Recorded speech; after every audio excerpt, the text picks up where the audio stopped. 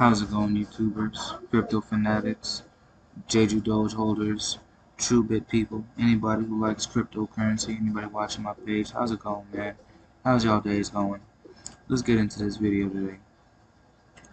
On this video, I'm going to be talking to you a little bit about TRUBIT to enforce the correlation between JEJUDOGE, TRUBIT, and UDT. And it's not just about why I think they all go together. It's all about. I also think about why they're like diamonds hidden in the rough. You know, they're like that gem you find, and after you find it, you just gotta run with it because it makes sense. Let me see if I can help y'all make sense with it. All right, so off bat, here's the first thing I see about TRUBIT. Right, the max it was at the high, the all-time high was 295.73. That's bonkers, man. Well, I'd like to see JEJUDOGE hit that, right? But right now, TRUBIT is at a mere 19 cents. A mere 19 cents. I mean, anybody with a brain can tell 19 cents to $100 is just like, I'm not about to count the mexes for you. I'm gonna let you count the mexes. My mind kind of filled with the words I have to remember for this video. So let's keep going with this. So anyway, once this thing is done with all this, what I'm about to show you, it's gonna come back. It's just gonna shoot. It's just gonna take off like nobody's business to get back to here. 295. I'm gonna just say 300. It's gonna rush back to 300, right? And after it rushes back to 300, guess where it's going? 1200. Talk about 360. Talk about a 4. What's that? It's 4 times. Roughly 4. You know, multiply itself times 4. But I think it's gonna stop around here. 1,323. I'm not going to explain these numbers, why I chose these numbers. It's a forex thing. I'm gonna just leave it at that. Now we'll go back down here. So, do I have the page still? Oh yeah, I do. All right, so here we go. We're gonna go ahead and scroll in on this real quick.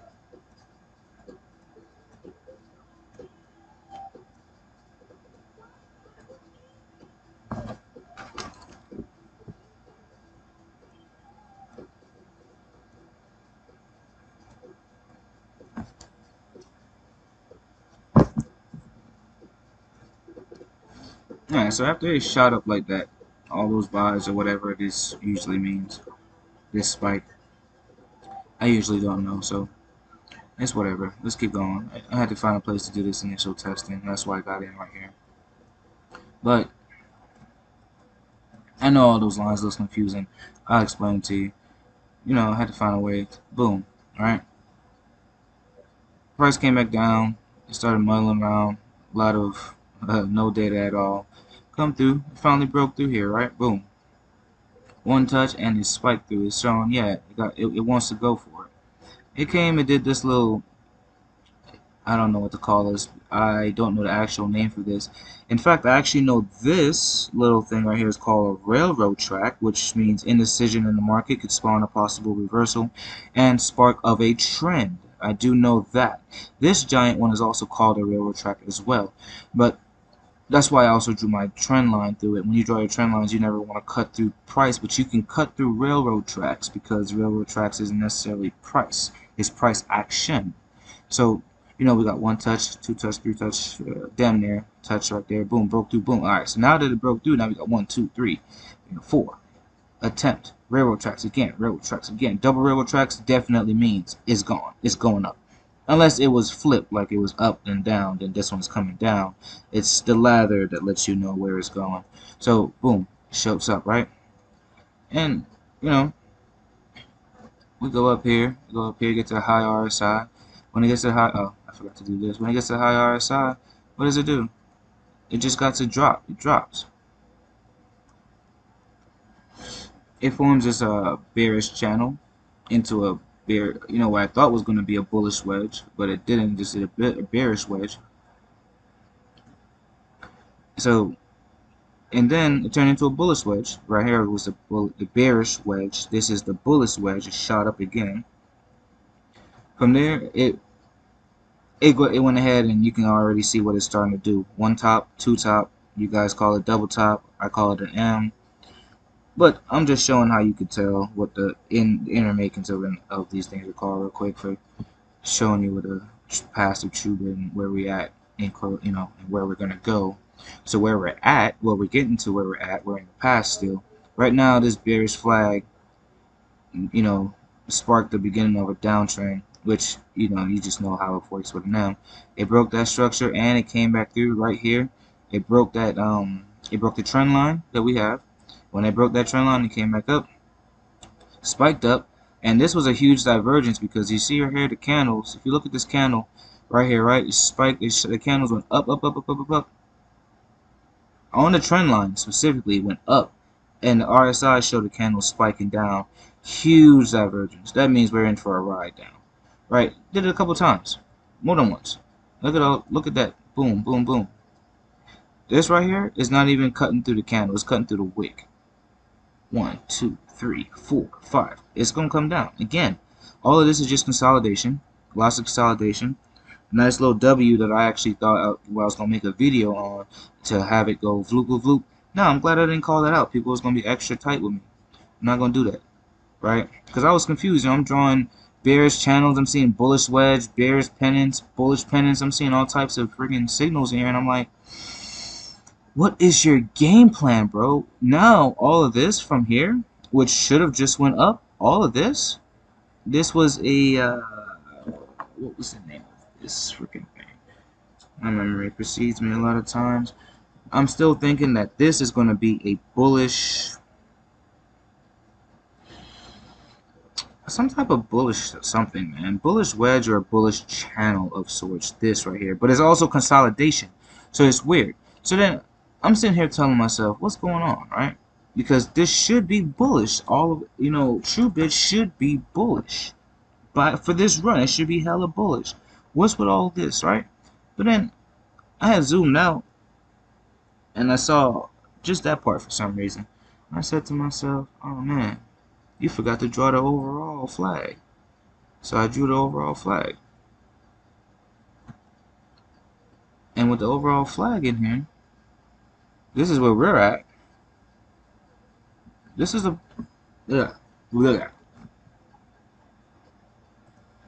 sorry about that. Had to regain my composure, get something to drink. Alright, so this overall thing is a bullish wedge or a bullish triangle. And I'm thinking it has to go up, for it to be a bullish triangle, but not if you adjust it like so, because I had it originally not cutting through the body, but I was touching the top of it damn near, and it wasn't giving me accuracy. And I'm thinking, it broke through this line here. So with that being said, if this is the bullish triangle, it might come back down one more time, retouch this line, right, and then go up, because I wanted to draw another trend line, right? Even if I draw another trend line, I need a starting point. Wait, don't have time to do that on camera. Okay, let me go back to this. Anyway,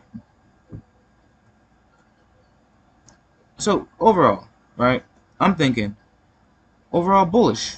TRUBIT is overall bullish, like it really wants to go to the moon. It's giving us a weird old TRUBIT flag because that's just what's going on in the market.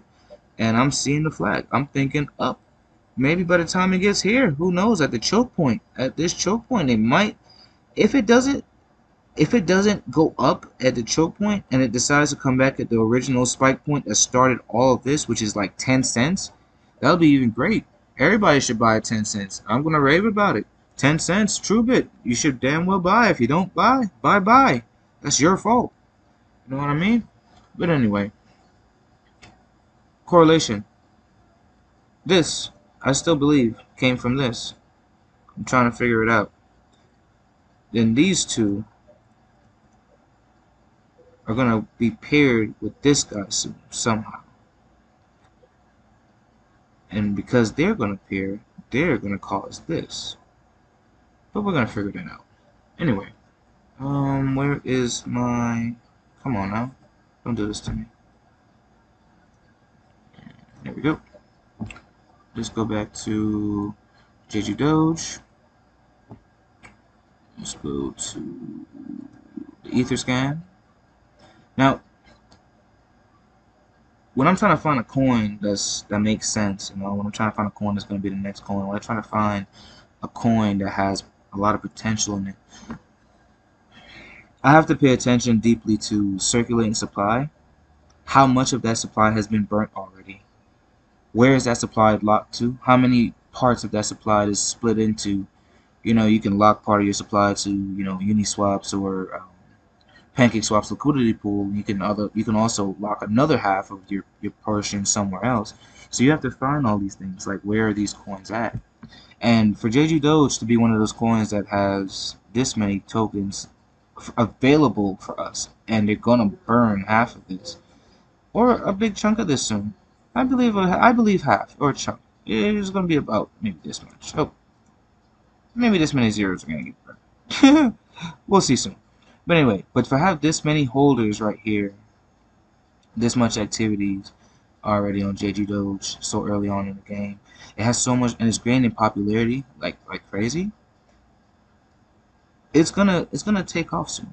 The moment this little number right here, 5, becomes a 10, and they hit the next phase of their, you know, their production, JEJUDOGE already hit coin market cap, people. And if you look at your Trust Wallet, if you're holding JEJUDOGE, it's already on Trust Wallet. They're already in other places. I watch JEJUDOGE on Dex Tools daily. You know, I'm not gonna pull the chart from my monitor over here, but it's up. With that being said, now remember, circulating supply low is key. Why is circulating supply key? Well, circulating supply is like, for me, I want to say like the lifespan of the coin, value of the coin, the heartbeat of the coin, right? The lower the circulating supply, the value of that coin is going to go up. Scarcity of that coin is going to go up. Rarity of that coin is going to go up. Especially if it's a stable project, a real project with actual backing, and it actually makes some damn sense. Now, let's just keep it simple, right? We take JEJUDOGE with 5,000 holders. 1, 2, 3 billion, trillion, 1 quadrillion. 1 quadrillion becomes 100 billion. You know, instead of 1 quadrillion, this goes up to like 15,000 holders, and I think in the long run of things, I'm not going to talk about the short run of things, I think in the long run of things, we're going to be looking at something like this. In the long run of things for JEJUDOGE, we're going to be looking at something similar to this. I mean, maybe not this small. This is small. Probably 280 billion, not 280 million. But it's coming from 1 quadrillion to 280 billion, maybe 580 billion. That's a good bit of shares.